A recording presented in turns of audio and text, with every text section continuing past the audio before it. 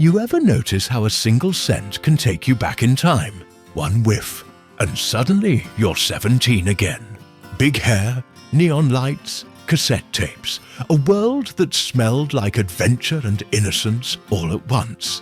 The 1980s weren't just loud colours and wild music. They had a smell, a mix of hairspray, lip gloss, and that one perfume everyone seemed to wear.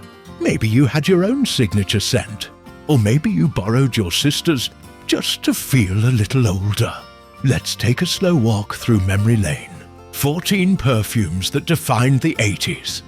The ones we loved as teenagers, and the ones we secretly wish would come back.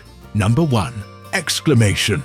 You remember that little white bottle with the black cap and a bold exclamation mark? Every locker room, every dance, every teenage diary smelled like that. It was cheap, fun, and somehow powerful. You didn't need much, just a quick spray before school, and suddenly you were ready to face the world. It smelled like confidence in a bottle, even if you were just pretending to have some. Number 2. Electric Youth by Debbie Gibson. Oh, this one was pure bubblegum and rebellion. Bright pink liquid in a lightning bolt bottle.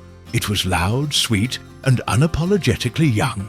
You'd spray it before roller skating or calling your crush on the landline. It said, "I'm free, I'm alive, I'm me." Even now, if you find an old bottle somewhere, it still smells like teenage dreams and bad dance moves. Number 3. Love's Baby Soft. Soft, powdery, innocent. That pink cap meant something different back then. Every teenage girl had it sitting proudly on her dresser. It smelled like notebooks, lip gloss, and promises you actually believed. It wasn't about attraction. It was about sweetness. The kind you only feel once before the world gets complicated. Number 4. Charlie by Revlon.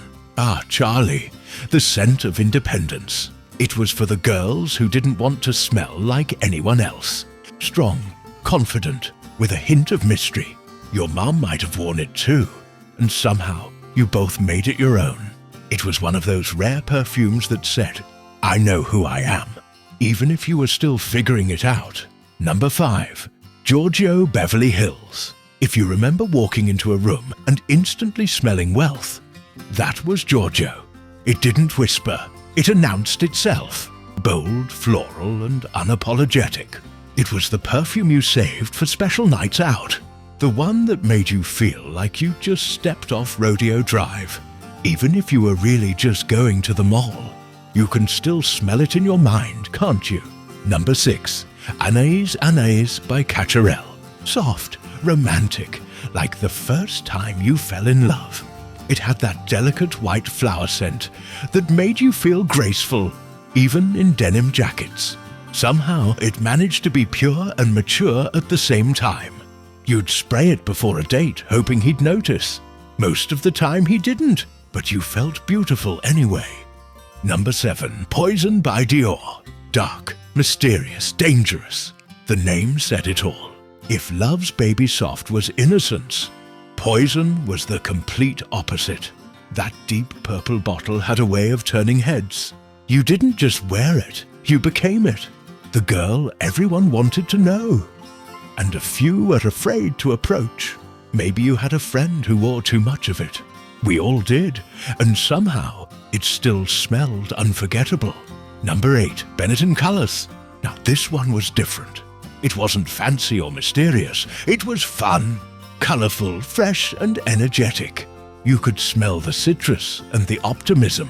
It was unisex before unisex was a trend. Perfect for a generation that wanted to mix everything. Music, clothes, even culture. It was the scent of friendship, laughter, and late nights that never felt dangerous. Number 9. Obsession by Calvin Klein. If you remember obsession, you remember passion. Heavy, warm, intense. The kind of scent that filled a room before you even walked in. It was the perfume of college girls and movie stars, of big hair, and even bigger feelings. You wore it when you wanted to be noticed, and you always were. Sometimes I wonder if people today could handle a scent like that. No filters, no soft edges, just pure emotion. Number 10. Cool Water by Davidoff. Cool water was that ocean breeze we didn't know we needed. Clean, refreshing, and surprisingly deep. Guys wore it, girls borrowed it. And everyone smelled like summer. It wasn't loud, it didn't scream, it just lingered quietly. Like a song you couldn't get out of your head. Simple, timeless, and somehow still fresh today. Number 11. Designer Imposters. If you like. You remember these?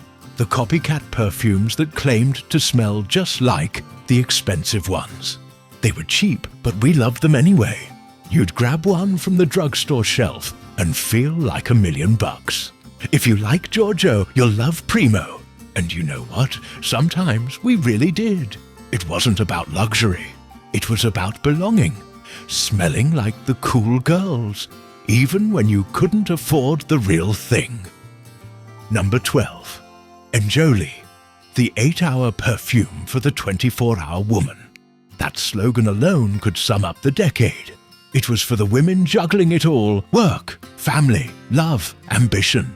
A perfume that promised empowerment in a spritz. Even if you were still a teenager, wearing Enjoli made you feel grown up. Like you could do anything. And back then we really believed we could. Number 13. Isatis by Givenchy. This one was pure elegance. A little mysterious, a little exotic. The kind of perfume that came in a fancy bottle you'd stare at for minutes. It wasn't for every day. It was for the days you wanted to feel extraordinary. It lingered in your clothes and your memory. Some scents fade. This one never did. Number 14, Jovan Musk. And finally, the scent that might have started it all. Jovan Musk. Soft, musky, sensual, but still innocent enough for a teenager to wear. There was something warm and human about it. It didn't try too hard. It just was. And somehow that made it unforgettable. You know, the thing about those old perfumes is they weren't just smells. They were moments, each one a time capsule of who we were. Nervous, hopeful, free. Today's scents are cleaner, simpler, more refined. But they don't tell stories the same way. Maybe that's why we miss them. Because every spray back then was a memory waiting to happen. A crush, a concert, a slow dance, a first heartbreak. If this brings back even one memory, you already know what to do. And if you're too young to remember, maybe ask someone who does. Because the 80s didn't just sound different. They smelled different too. And sometimes all it takes is a single scent to remember who we used to be. Funny, isn't it? How even now, after all these years, some perfumes still linger. Not in the air, but in our hearts.